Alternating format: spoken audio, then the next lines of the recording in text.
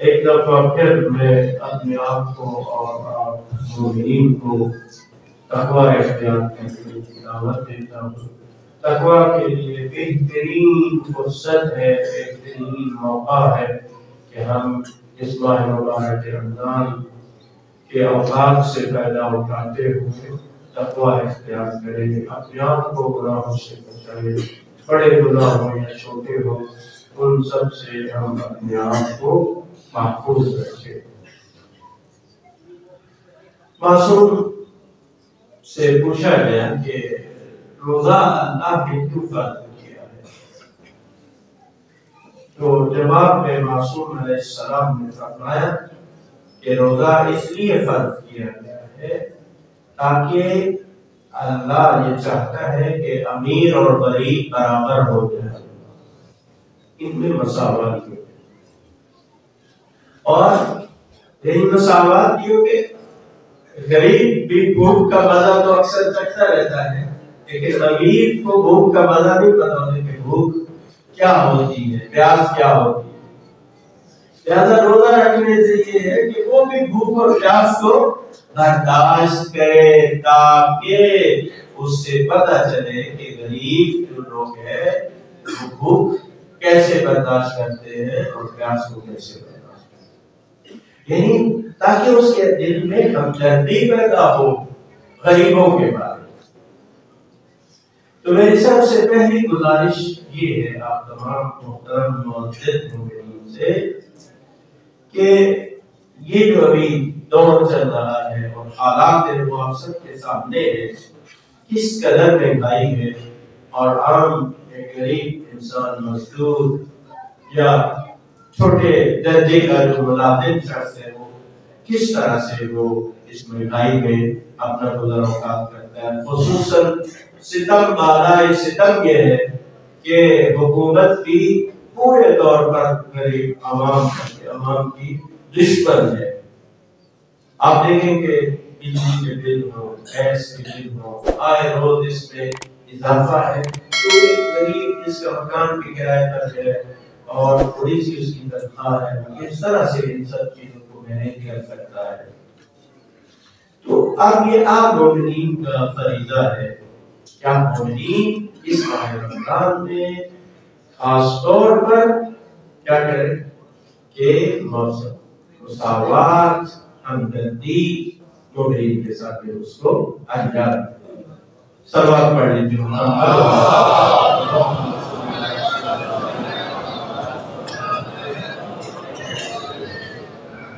دیکھو میرے دوستوں، بزرگوں، ماہ مبارک رمضان جیسے پہلے خطبے میں بھی عرض کیا ہے کہ ہم اس کو اپنی نفسانی خواہشات کو پورا کرنے کے لیے، کھانے پینے کی ہوس کو پورا کرنے کے لیے ہم ماہ رمضان کو استعمال نہ کریں کہ سحر کے وقت بھی انواع و اقسام کے کھانے، افطاری کے وقت بھی انواع و اقسام کی جو چیزیں ہمارے دسترخوان پر موجود ہو اور ضرورت سے زیادہ ہو، یہ درست نہیں ہے۔ کیا کریں ہم کہ اپنی شان اور اس کے مطابق ایک دو چیزوں پر اکتفا کریں۔ ضروری تو نہیں ہے ہمارے دسترخوان میں فروٹ چاٹ بھی ہو، چنا چاٹ بھی ہو، پکوڑے بھی ہو، سموسے بھی ہو، نہ جانے اور کیا کیا چیزیں بھی اس پر، کھجوریں بھی ہو، سب چیزیں موجود ہوں۔ یہ کون کہتا ہے؟ یہ کون سے ان کو یہ روزہ، یہ کون سا روزہ ہے؟ جبکہ دیکھیں اگر عام حالات ہو پھر بھی شاید یہ اسراف ہو، اور اسراف گناہ ہے۔ معصوم علیہ السلام کے بارے میں مولا امیر المومنین جب روزہ افطار کرتے ہیں، آخری روزہ آپ سب سنتے ہیں، دو چیزیں بھی دسترخوان پر رہتی، ایک نمک اور ایک دودھ۔ امیر المومنین فرماتے بیٹی ایک چیز اٹھا لو، کیوں استدلال کرتے ہیں؟ فرماتے میرے حبیب محمد مصطفیٰ صلی اللہ علیہ وسلم جب تک زندہ رہے کبھی ایک وقت میں دو طعام نہیں کھائے، دو چیزیں۔ تو یہ رسول خدا امیر المومنین کی سیرت ہے۔ اللہ نے آپ کو مجھے دیا ہے تو میں ان لوگوں کی خبر گیری کروں جن کے پاس جو ہے وہ کوئی اس طرح کا سامان نہیں ہے.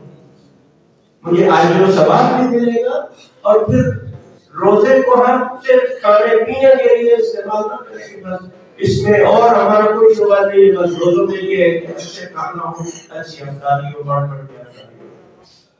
یہ نہیں ہے کہ وہ کوئی پہلے بات ہے. لوگ صرف اس کی ہمارے نفس کو پورا کرنے کے لیے اگر کوئی روزہ رکھتا ہے یا روزہ افطار کرتا ہے, لائے یہ کام کے چوپایوں کی طرح نہیں.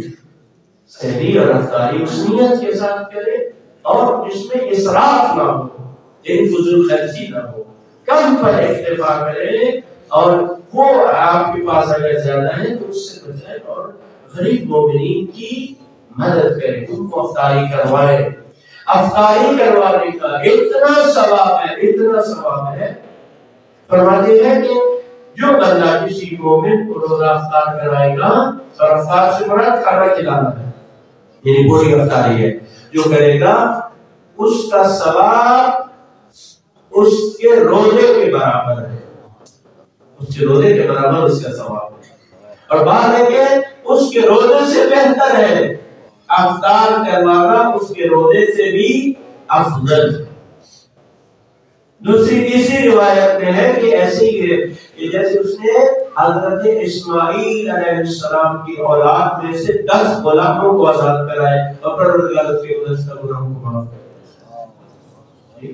تو ہی کرے گا, افطاری کروائے, لوگوں کے گھروں میں افطار پہنچائے یا ان کو اپنے گھر بنائے, جس طرح سے بھی ہو. خصوصاً جو ایسے لوگ ہیں جو نادار ہیں, غریب ہیں, یہ ایک مساوات, ہمدردی اور برابری ہے. دعائے شعبان جو ہے, دعائے شعبان یہ اس میں جنت کے سلوات جو ہر روز زوال کے وقت آپ پڑھتے رہے ہیں, اس میں کیا ہے کہ پروردگار جو تو نے مجھے رزق دیا ہے, مجھے توفیق دے کہ میں یہ رزق برابر تقسیم کروں ان لوگوں میں جن پر رزق کی تنگی ہے. یہ بہت بڑی فضیلت ہے. اللہ نے اگر مجھے آپ کو رزق دیا ہے تو میں اس رزق سے دوسرے مومنین کے ساتھ میں تعاون کروں. یہ سب سے اہم بات ہے. اور آخر میں یہ کہ جو یہاں کے مومنین ہے, غریب ہے, جس کا علم ہے, اس کے فرض بند ہے اور ان تک پہنچے, تو یہاں پر امام سجاد فاؤنڈیشن بنی ہوئی آپ کے محلے میں بھی ہے کہ یہ راشن دینے کا انتظام کر دیں. جو مومنین اگر خود آپ کسی کو پہچانتے ہیں, جانتے ہیں, آپ خود دیں, اپنے ہاتھ سے دیں, مسئلہ نہیں ہے. لیکن اگر آپ نہیں جانتے یا نہیں پہچانتے تو پھر امام سجاد فاؤنڈیشن آپ کے خدمت کے لیے حاضر ہے. آپ ان تک جو ہے وہ راشن کے لیے پیسے پہنچائیں یا راشن پہنچائیں انشاءاللہ تعالیٰ, یا وہ آپ کی رہنمائی کر دیں گے, آپ خود اپنے ہاتھوں سے جا کے دے کے آئے, یا پھر یہ خود آپ کی عیادت میں خود غریب اور مسکینوں تک وہ پہنچا دیں گے. پروردگار اس ماہ مقدس میں ان غزہ کے مظلوم مسلمانوں کی مدد فرما, نصرت فرما, ظالم اسرائیل کو ذلیل و رسوا و تباہ و برباد فرما, اور جو مسلمان بھی ان کی مدد نہیں کر رہے وہ کر سکتے ہیں. خدا حسن یہ جو ظالم حکمران ہے, خدا ان کو بھی تباہ و برباد فرما. پروردگار ان کی نصرت فرما, امام زمان علیہ السلام کے ظہور میں تعدیل فرما, اب ان کی دعوت سے مشرف فرما, ہماری دعائیں مستجاب فرما. بسم اللہ الرحمن الرحیم. والعصر ان الانسان لفی خسر الا الذين آمنوا وعملوا الصالحات وتواصوا بالحق وتواصوا بالصبر. صدق الله العلي العظيم. والسلام عليكم ورحمة الله وبركاته.